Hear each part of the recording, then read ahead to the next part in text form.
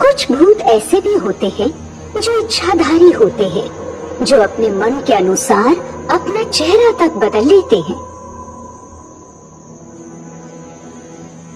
एक नाग और नागिन बड़े ही शिव भक्त थे। वो दोनों के दोनों तकरीबन रोज ही शिव मंदिर में शिव जी के दर्शन करने आते। दोनों के पास ही मणि थी। एक दिन मंदिर के पुजारी ने उन दोनों सर्पों को नागमणि के साथ देख लिया। मणि में से दिव्य प्रकाश निकल रहा था, जिसे देखकर पुजारी के मन में लालच आ गया। उसने नाग नागिन को मारने की योजना बना ली। हे नाग नागिन, तुम लोग कब से इस मंदिर में आते जाते हो? मैं इस मंदिर का पुजारी होते हुए तुमसे ये विनती करता हूँ कि अपनी मणि मुझे दे दो। इस मणि को हम किसी को भी नहीं दे सकते पुजारी जी। इस मणि को अपने पास रखने वाला दुनिया का सबसे शक्तिशाली व्यक्ति बन जाएगा और फिर लोगों को कष्ट भी पहुंचाना शुरू कर देगा। ठीक है नाग देवता, जैसी आपकी इच्छा। अब तो पुजारी जी के मन में दुनिया का सबसे शक्तिशाली व्यक्ति बनने का ख्वाब सजने लगा था। उन्होंने मन ही मन ठान लिया कि नाग और नागिन को खत्म करना है किसी भी कीमत पर। आखिरकार उन्होंने अपने दोस्तों के साथ मिलकर ये योजना बनाई कि अगली रात को जब ये नाग और नागिन मणि समेत मंदिर में प्रवेश करेंगे, तभी पुजारी जी घंटी बजाकर इनके आने का इशारा करेंगे और सारे दोस्त अपने अपने हथियारों से उसी वक्त नाग और नागिन का खात्मा कर देंगे। अगले दिन हुआ भी ऐसा ही। जब नाग और नागिन शिव जी की पूजा करने के लिए मंदिर में आए, तो उन्होंने पुजारी जी से आग्रह किया कि थोड़ी देर के लिए मंदिर का दरवाजा बंद किया जाए। मंदिर तो सभी के लिए खुला होता है। मंदिर के दरवाजे किसी के लिए भी बंद नहीं किए जा सकते। इतना कहने की देर थी कि पंडित ने घंटी बजाकर अपने दोस्तों को भी मंदिर के अंदर बुला लिया, जिन्होंने डंडों से पीट पीट कर नाग और नागिन को मौत के घाट उतार दिया। उन्होंने उनसे वो उनकी मणि भी छीन ली, लेकिन नाग और नागिन तो इच्छाधारी थे, इसलिए अब वो इच्छाधारी भूत बन चुके थे।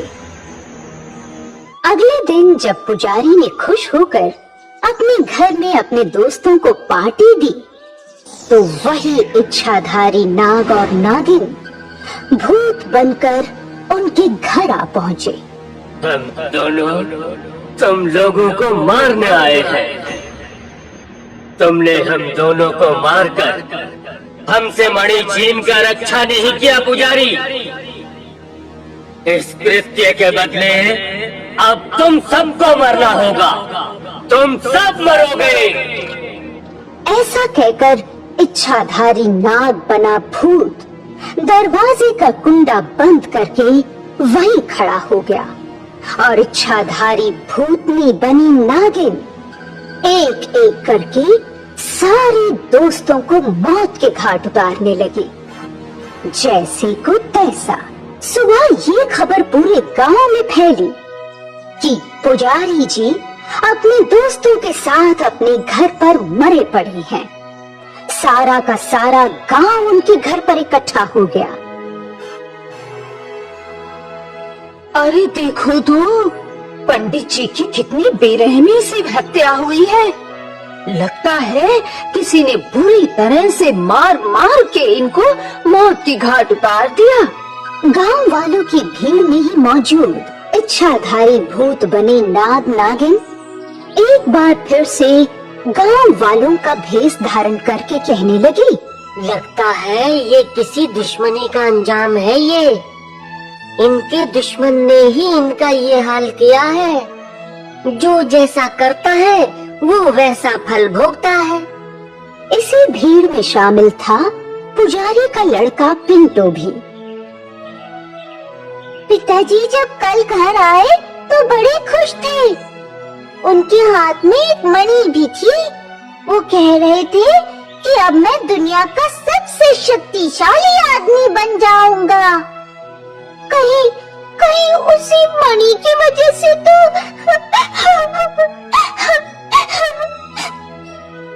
क्या कहा? मणि? ये मणि क्या होती है? ये मणि नाग जाति के सांप से ही मिल पाती है। न जाने पिताजी मरने से पहले मणि कहाँ रख गए हैं। तब तो ये मणि हमें जरूर खोज निकालनी चाहिए, नहीं तो जिसके पास ये मणि होगी वो भी मारा जा सकता है। हाँ भाई हाँ, तुम ठीक कहते हो। हाँ हाँ सही बात है, जल्दी खोजो मणि, कहीं हमें नुकसान न पहुंच जाए, कहीं हम न मारे जाए इसके चक्कर में।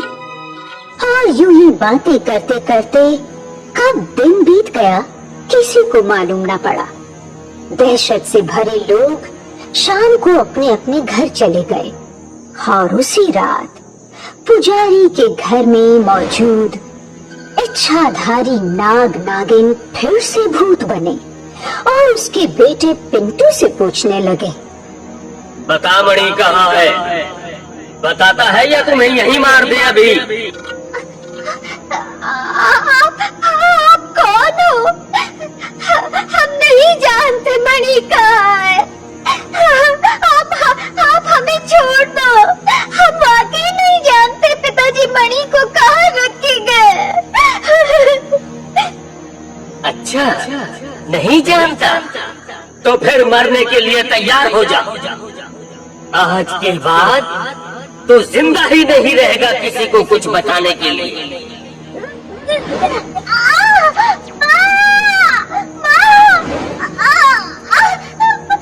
हमें छोड़ दो, हमने कुछ नहीं किया।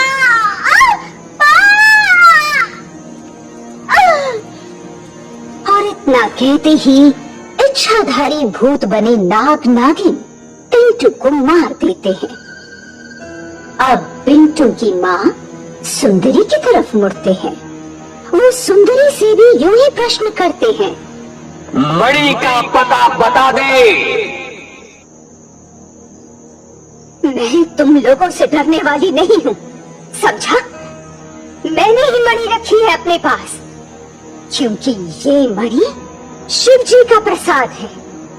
ये मणि हमेशा सत्य का साथ देती है। तुम दोनों ने अपने अपने दुश्मनों को मारकर अपना बदला ले ही लिया है, तो फिर अब मुझसे क्या लेने आए हो? देखो देखो, तुमने मेरे पति को मारा, मैंने कुछ नहीं कहा, और अब मेरी ही आंखों के सामने तुमने मेरे बेटे को मारा। क्या गलती थी उसकी? बोलो, गलती करे कोई और भोगे कोई?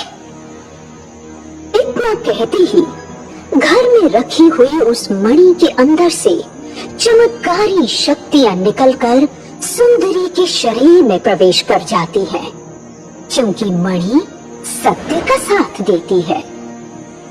सुंदरी ने अपनी उसी चमत्कारी शक्तियों से इच्छाधारी भूतों को मारकर हमेशा के लिए मुक्त कर दिया।